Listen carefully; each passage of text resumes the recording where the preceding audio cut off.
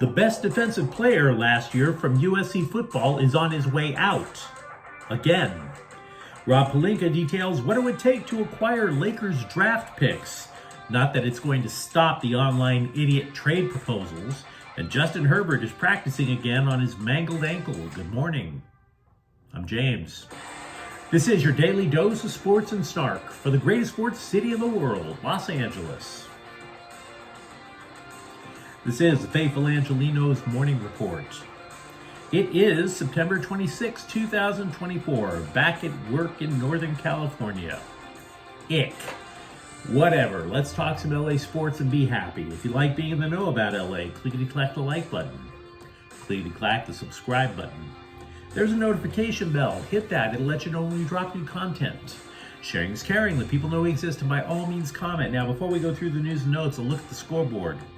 Dodgers 4, Slime Diego 3. The Dodgers reduced their magic number to win the NL West to just 2. Shohei Ohtani drives in 2 runs, including the game winner in the 6th, scored another run. LAFC 3, Sporting Kansas City 1. Omar Campos and Kai Kamara score in extra time to lift the black and gold to win in the US Open Cup final. It snaps a 5-match winless streak for LAFC and a 4-match losing streak where a trophy is on the line. Meanwhile, today, Slime Diego is at the Dodgers once more at 7 o'clock. Walker Buehler has a chance to win the division. His record is 1-6 with a 5.63 ERA. Joe Musgrove is 6-5 with a 3.95 ERA. And let's get to the news. You know, it turns out when Bear Alexander posted on social media that he wanted freedom, there was no nuance involved. Turns out that unlike what Lincoln Riley insisted at USC practice a couple of days ago, there actually was a story. Alexander is reportedly going to redshirt the rest of USC's football season, which means he will be entering the transfer portal. The source is Alexander's guardian, Tony Jones, who texted a scribe with, quote, "He's taking the shirt," unquote. Moreover, Jones told the LA Times that the cut in Alexander's playing time is 100% the reason for redshirting, and that Alexander's ties to the program have been severed. Now, for his part, haven't read any quotes from Alexander himself. He simply was a no-show at Wednesday's practice. Alexander simply didn't build on what he did last year, when he was the best player on an awful defensive unit. He was at one point a 5-star recruit coming out of high school. But for all of his promise, he is super unstable. Now, to be clear, I'm not talking about, living out in the woods typing on a manifesto unstable. I'm saying that you could build a case that winning football games means absolutely nothing to him. And I'm not trying to bury the dude when I say that. We have the receipts. For example, he came to USC from Georgia after the Bulldogs won a national title, for Pete's sake. Does winning matter to this guy? Because now the Trojans are in the discussion for the college football playoffs. Nope. Wants no part of it. Now, having said that, while Riley was wrong in claiming that there was no story there, he is definitely right about USC's defensive front being far more competitive. See, last year, Alexander took more defensive snaps than any other lineman on the roster. But he hasn't started this year. And he only played 21 snaps last weekend over in Michigan. He was passed up by 2 transfers, Gavin Meyer and Nate Clifton. Now, as the Trojans become more competent on defense, it stands to reason that the competition to get on the field becomes just that much more intense. There were always questions about Alexander's motor. And by the way, this isn't even the first time that Alexander has flirted with the portal. We already know about Georgia to USC, but it was just 4.5 months ago that he was apparently threatening to enter the transfer portal then. It was assistant coach Eric Henderson that talked him out of it. Now, don't get me wrong. The Trojans could use as many quality defensive linemen as they can get. At some point this season, they're probably going to miss having him as an option. But it really started to sound like he was just a damn headache.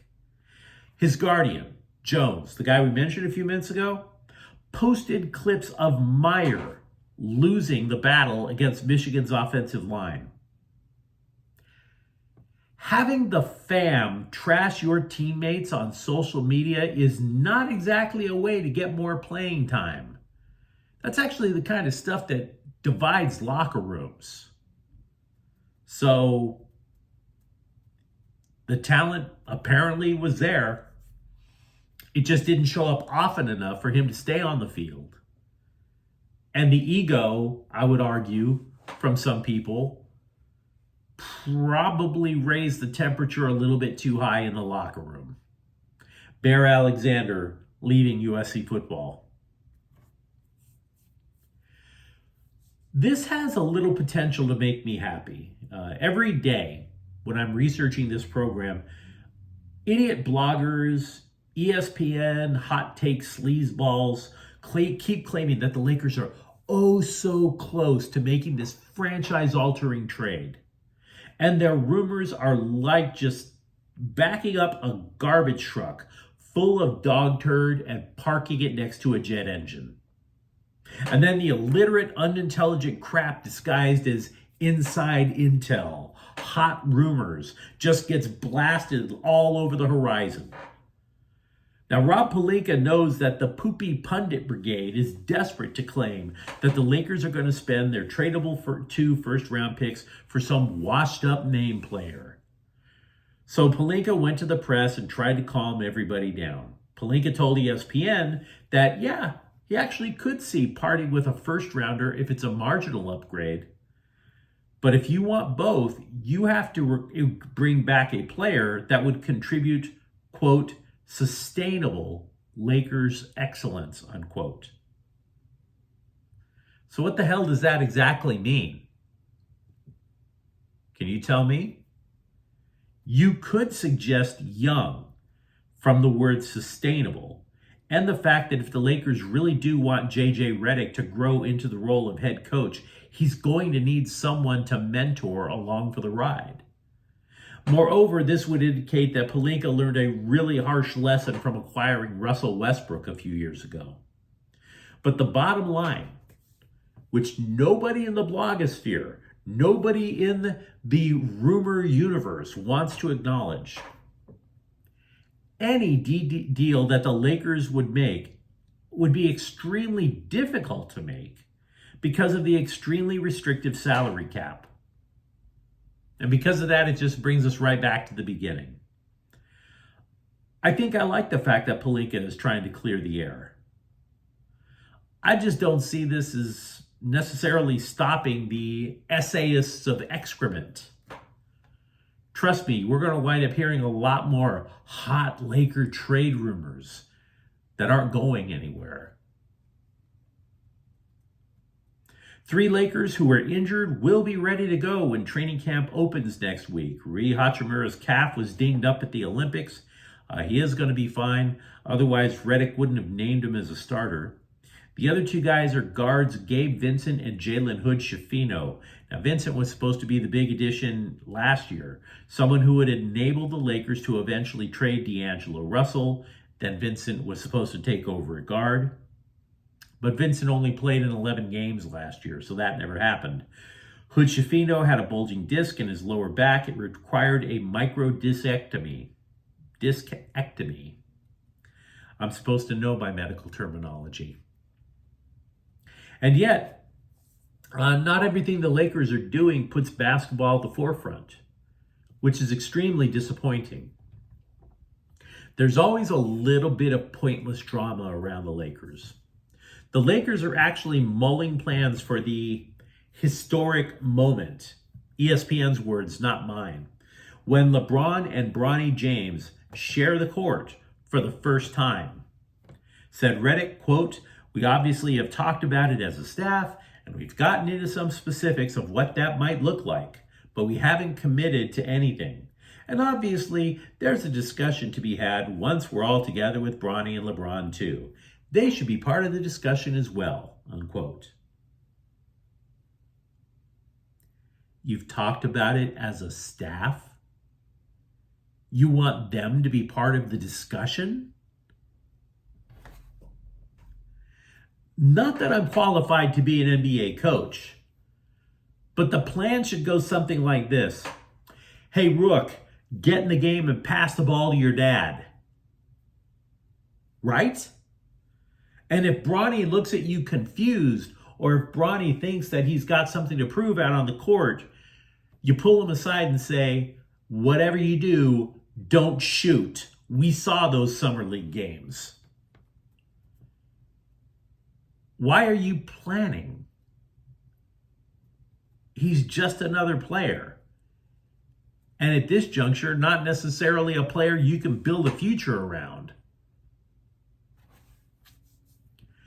A couple of days ago, we were promised that all would be revealed about the Chargers on Wednesday. They had injuries to 4 starters, not to mention one of them being the franchise quarterback. So that's kind of important, wouldn't you think? And we still don't know jack squat. Justin Herbert is allegedly improving, doing everything he can to play against the Chiefs, we're told. He did, in fact, get an MRI on Monday. He also practiced on Wednesday, participating in 7-on-7 drills. Quote, I know it's early. At this point last week, I didn't know either. And so it's one of those things that you take as many reps as you can, do what you can, and see where it ends up, unquote. Well, how opaque. Now, Harbaugh did admit that with a bye week coming up after the Chiefs game on Sunday, there is a discussion of actually sitting Herbert against Kansas City so that he can have 2 full weeks of rest to heal the ankle.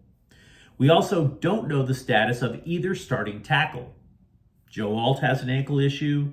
Rashawn Slater has a pectoral muscle problem. All we know is that they didn't practice. Oh yeah, we promised you an update? Psych. And by the way, I went through 6 reports before somebody even bothered to mention Joey Bosa. Like nobody remembers the guy. For the record, he didn't practice either. For that matter, we can now add a 5th starter to the injured Chargers list. Lineman Trey Pipkins didn't practice either, and that hints that the Bolts could be down 3 starting offensive linemen on Sunday. And a quarterback who can't walk. Good times. I want to be perfectly clear about something. I talk a lot of stuff about Jim Harbaugh. I don't hate Jim Harbaugh, but at some point we're just going to have to acknowledge he's kind of a weird guy. Harbaugh found out that the NFL was going to follow through on suspending Derwin James for the Kansas City game, and he acted like my dad. Oh, I'm not mad at you. I'm just disappointed. Thanks for the input, Coach. Thanks. Jim Harbaugh, disappointed in the NFL. UCLA basketball opened practice Wednesday, which meant it was time for Mick Cronin to already achieve peak Mick Cronin. I mean, seriously, it's probably never too early for Mick Cronin to maximize his Mick Cronin-ness. Considering last year's faceplant, I wouldn't be surprised if he turned the dial up to 11 the moment last season ended. When asked about the intense roster turnover with UCLA basketball, he replied, quote, I just tell it like it is. It's not like I put a gun to anybody's head, unquote. That's intense. I certainly hope you didn't, because the evidence suggests that you are one tightly wound dude, my brother. Some people should never have their finger on a trigger of a gun. And by the way, I know that I'm one of them. Takes one to know one, Coach. But to his credit, Cronin knew damn well last year's results took on new levels of unacceptable out in Westwood. Said Cronin, quote, it's UCLA. We're getting as many good players as we can because the standard here is to try to hang up a banner. We could win the Big Ten regular season championship. Our fans are not going to care. They might be happy, but they're not really going to care. When you're here, it's about the NCAA tournament banners and that type of thing, unquote. Which, by the way, he's absolutely correct. And hopefully there won't be any more talk of gunfire. The Athletic is reporting that Cooper Kupp of the Rams is out of a cast and teammate Puka Nacua has a compression sleeve on his leg. This is allowing both of them to work with trainers during practice. Don't get your hopes up about either of them this weekend in Chicago. Kupp has already been ruled out for Sunday's game. Nacua is on injured reserve, so he couldn't play even if he wanted to. A day or so ago, we mentioned how CBSSports.com just fawned all over Chargers wide receiver Ladd McConkey. Third best rookie in the game. No Rams in the top 10. But then you take a second look. Now, this is not about McConkey. This is more about the Rams rookies. According to Next Gen Stats, Rams rookies Braden Fisk and Jared Verse lead all rookies in quarterback pressures through the first 3 weeks, 12 and 11 respectively. Now, Sunday, Verse had 4 tackles, Fisk recovered a fumble, and now they're going to go face the Bears, who have only 3 offensive touchdowns through 3 games. Caleb Williams is not exactly lighting it up yet. And by the way, we mentioned the Rams rookies on the D-line. It is worth noting that the third most pressures of any NFL rookie defensive lineman, Laiatu Latu, formerly of UCLA, now with the Colts. But you let me know what you think in the comments thread. Are you okay or a little unsettled about Bear Alexander leaving USC football? Are you hoping and praying that maybe there will be some common sense with Lakers trade rumors now? And if you enjoyed the content, don't forget to subscribe to Faithful Angelenos. We talk LA sports every single day here. Thank you for watching. I'm James. We'll be back tomorrow. Faithful Angelenos is a Kian Cortel Queso production. Take care.